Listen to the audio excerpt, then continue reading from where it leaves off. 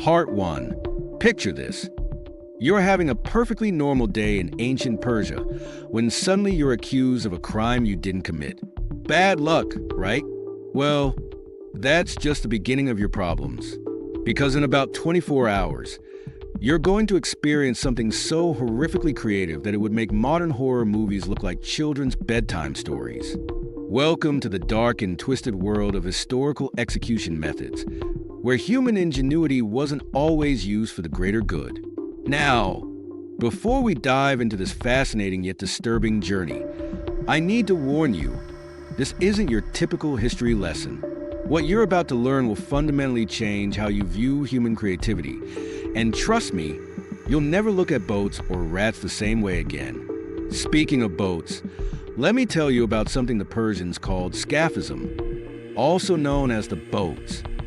But first, let me ask you this.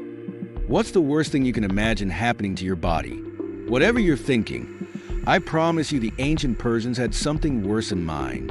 Scaphism was so brutal that even other ancient civilizations, who weren't exactly known for their gentle nature, thought the Persians had gone too far.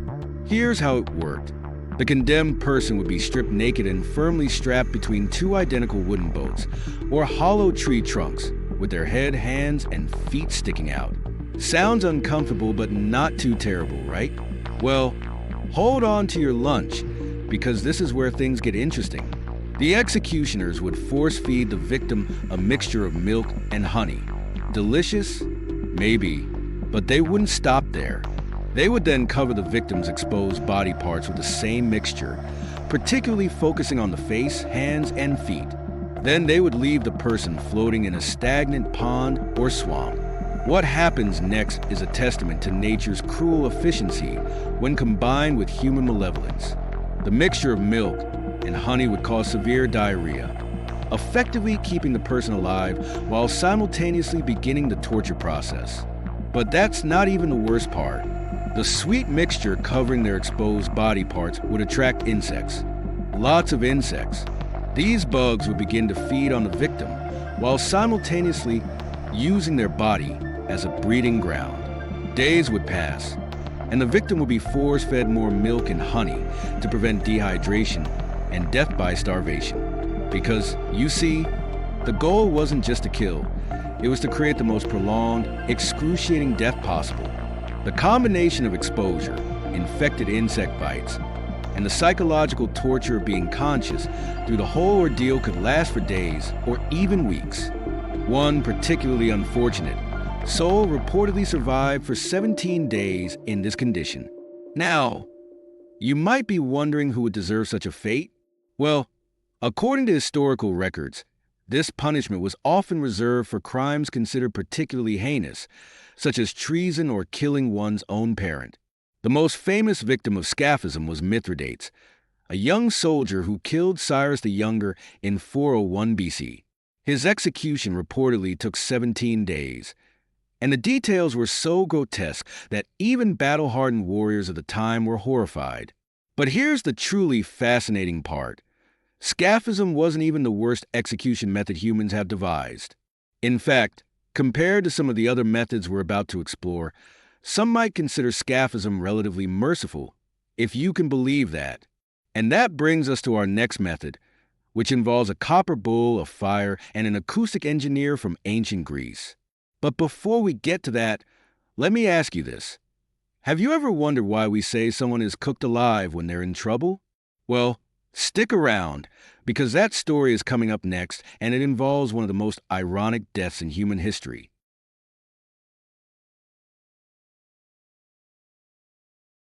Part 2. Now, let me introduce you to Perillos of Athens, probably history's most unfortunate inventor. You see, Perillos had an idea, a terrible, horrible, absolutely fascinating idea that would ultimately lead to one of history's most ironic deaths. In the 6th century BC, he approached Phalaris, the tyrant of Agrigentum in Sicily, with what he thought was a brilliant invention, the brazen bull. Picture this, a hollow bull, made entirely of brass or copper, with an intricate system of tubes and stops inside. Sounds innocent enough, right? Wrong. This wasn't just any decorative statue. This was perhaps the most sophisticated torture device ever created. The condemned would be placed inside the bull through a door in its side. Then, a fire would be lit beneath it. As the metal heated up, the person inside would slowly cook to death. But wait, it gets even more disturbing. Remember those tubes I mentioned? Perillos, being the creative genius he was, designed them to convert the screams of the dying into sounds resembling the bellowing of an angry bull. That's right. He turned execution into a musical performance.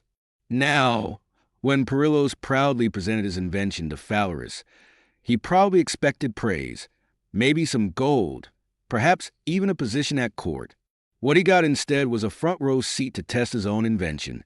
Talk about quality control. Phalaris, apparently disgusted by Perillos' sadistic creativity, ordered him to be the first to try out the bull. The inventor was stuffed inside his own creation, and the fires were lit. However, in what might be considered a small mercy or perhaps prolonged cruelty, Phalaris had him pulled out before he died. But don't feel too relieved. Perillos was then taken to the top of a hill and thrown off. The ultimate quit while you're ahead cautionary tale, wouldn't you say? But the story of the brazen bull doesn't end there. Phalaris, despite his apparent disgust with Perillos, decided to keep the bull. He used it regularly, apparently enjoying how the screams of his victims were transformed into musical notes. The bull became so infamous that when Phalaris himself was eventually overthrown, his enemies decided there was only one appropriate way to execute him. Can you guess what it was? That's right. Phalaris became the bull's final victim, cooked alive in the very device he had commissioned. If that's not poetic justice, I don't know what is. But here's where the story takes an even more interesting turn. The brazen bull wasn't just a torture device. It was also an early example of acoustic engineering. The system of tubes that converted screams into bull-like sounds was actually a sophisticated piece of ancient sound design. Some historians believe this might have been one of the earliest examples of deliberately engineered acoustic effects. In fact, the basic principles behind the bull sound system aren't too different from those used in modern musical instruments. Of course, I doubt any modern musician would want to admit their instrument shares DNA with this particular invention. But wait, before you think we've reached the peak of human creativity in execution methods, let me tell you about something called the blood eagle. And if you're wondering, yes, it's exactly as metal as it sounds. Actually, it's probably even more metal than you're imagining. Because while the brazen bull was about turning execution into music, the blood eagle was about turning execution into art. Horrifying, nightmare-inducing art. But before we get into that, let me ask you something. Have you ever wondered why ravens are associated with death? Well, the Vikings had a very specific, very graphic reason for that connection. And that's exactly what we're going to explore next. The blood eagle was so extreme that many historians initially thought it was just a myth. But recent archaeological evidence suggests that this particular nightmare was very, very real.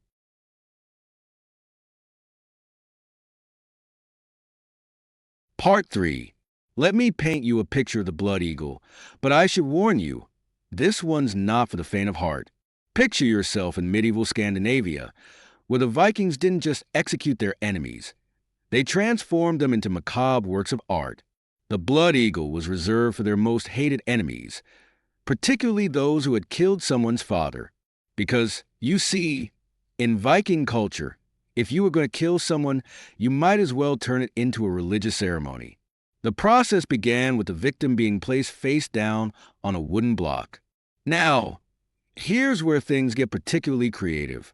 The executioner would use an axe to split open the ribs along both sides of the spine, like opening a particularly gruesome set of double doors. But wait, it gets worse. The ribs would then be pulled apart, splayed outward like bloody wings. Hence the name Blood Eagle. But the Vikings weren't done yet, because what's a pair of wings without something to make them flutter? The executioner would then reach inside the chest cavity and pull out the victim's lungs. Yes, you heard that right. The lungs would be pulled to the open wounds and draped over the splayed ribs, creating what looked like a pair of bloody wings. Some accounts even suggest that salt was thrown into the wounds, both to increase the suffering and to make the lungs spasm, creating a flapping effect. Now, you might be wondering, could anyone actually survive long enough for this entire process? Surprisingly, the answer is yes. The Vikings were skilled enough to keep their victims alive through most of the procedure. In fact, death only came when the lungs were finally pulled out, which could be hours after the process began. The longest recorded blood eagle execution reportedly lasted an entire day. But here's the truly fascinating part. The victims weren't supposed to scream. According to Norse tradition, if the condemned faced their death with stoic bravery, they would be welcomed into Valhalla. Imagine that, having your back carved open while trying to maintain your composure. Talk about mind over matter. The most famous victim of the Blood Eagle was King Aella of Northumbria. His crime? He killed Ragnar Lothbrok, a legendary Viking leader, by throwing him into a pit of snakes. Ragnar's sons, particularly Ivar the Boneless, took exception to this and decided to introduce King Aella to their favorite family tradition. Historical accounts suggest that Aella did not, in fact, maintain his composure. But can you really blame him? The Blood Eagle was so terrifying that it was often used as a threat rather than an actual execution method. Just the possibility of facing it was enough to make many enemies surrender. Now, you might think we've reached the peak of human creativity in causing suffering. But oh, how wrong you would be, because while the Vikings were perfecting their bloody art in the north, the Chinese were developing something called lingqi, or death by 1,000 cuts. And let me tell you, they took the phrase death by 1,000 paper cuts to a whole new level. In fact, they made it look like a mercy killing in comparison. But before we get into that, let me ask you this. Have you ever wondered why the phrase death by 1,000 cuts exists? Well, get ready, because the real story behind this common phrase is about to make you very uncomfortable. And trust me, you'll never use that expression casually again, because what we're about to discuss makes everything we've talked about so far look like a gentle massage.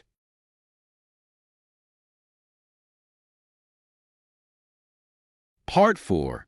Lingqi, or death by 1,000 cuts, was perhaps the most methodical execution method ever devised. And when I say methodical, I mean there was literally a manual for it. That's right.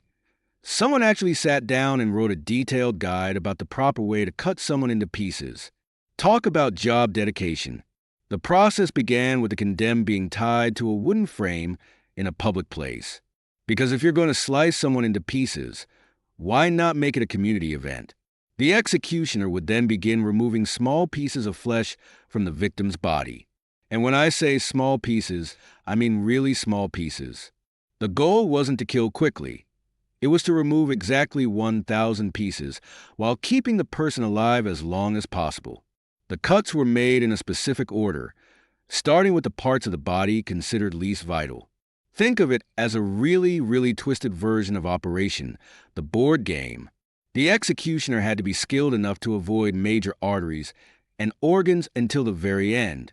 Some were so skilled that they could keep their victims alive for days. In fact, there was a saying in ancient China that a truly skilled executioner could perform lingqi with 3,000 cuts. Now, you might be wondering, did they really count all those cuts? The answer is yes, they absolutely did. There was even a specialized court official whose job was to keep track of the number of cuts. Talk about a resume builder. But here's where it gets even more interesting. The number of cuts could be reduced as an act of mercy. Yes, you heard that right. Getting cut only 500 times instead of 1,000 was considered merciful. The most famous case of lingqi was probably that of Fu Zhuli in 1905.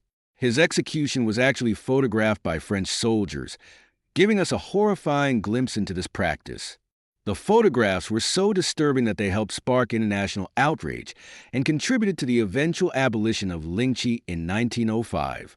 But before you start feeling too good about human progress, let me tell you about something that was happening in Europe around the same time. It was called Breaking on the Wheel, and it managed to combine all the worst aspects of every execution method we've discussed so far. Imagine a giant wagon, wheel laid flat on the ground. Now imagine being tied to that wheel, spread-eagled, with your limbs woven through the spokes.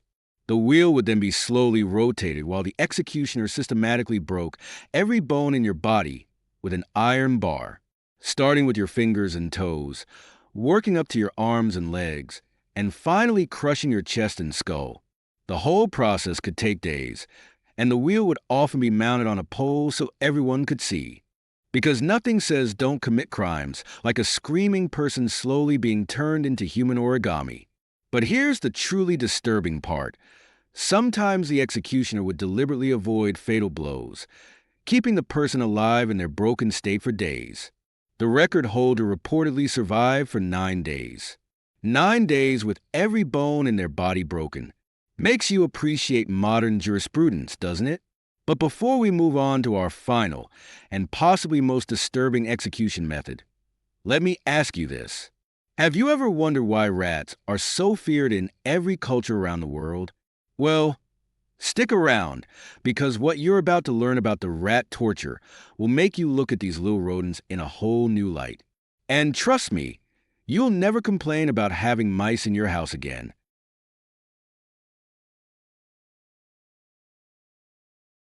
Part 5. Welcome to our final chapter, where we'll explore what might be the most psychologically disturbing execution method ever devised.